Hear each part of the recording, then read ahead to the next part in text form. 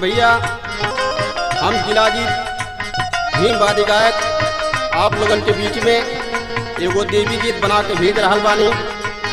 हमके आशा ना पूरा विश्वास बा कि ये गीत आप लोगन के जरूर पसंद आई और आप सबका प्रेम स्नेह आशीर्वाद बराबर हमके मिलत रही। आगे गीत के बोल का आप लोग सुने। माई के चरवा सवारी, माई के चरवा सवारी, घूमतया मैं मैया दुआरी। माई के चरवा सवारी, घूमतया मैं मैया दुआरी। माई के चरवा सवारी, घूमतया मैं मैया दुआरी। मैया दुआरी हो मैया दुआरी,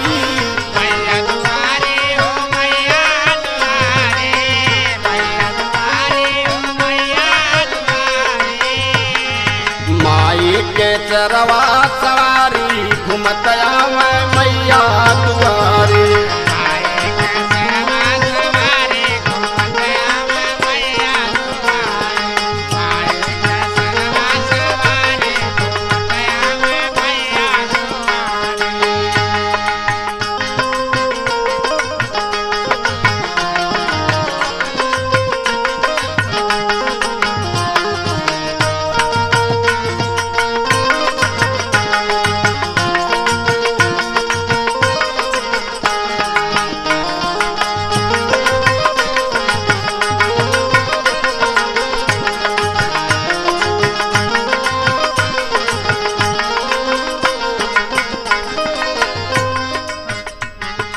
एक हाथ चोले ला मैया के भलावा, मैया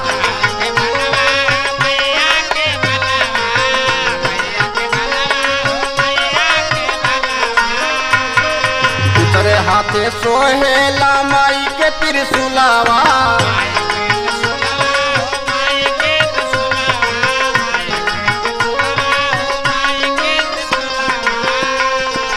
तीसरे हाथे बरछा कटारी, घूमतया मैं मैया दुआरी।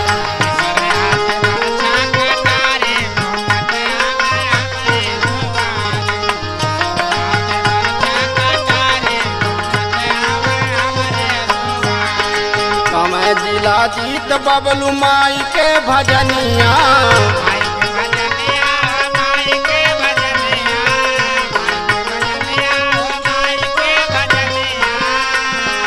हाथ जोड़ी पाले ले तुहरे चरनिया।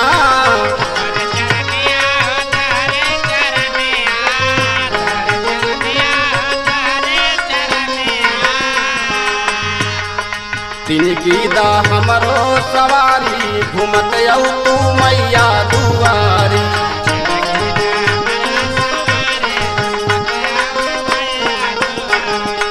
माई के चरवा सवारी, घूमत तू मैया दुआरी।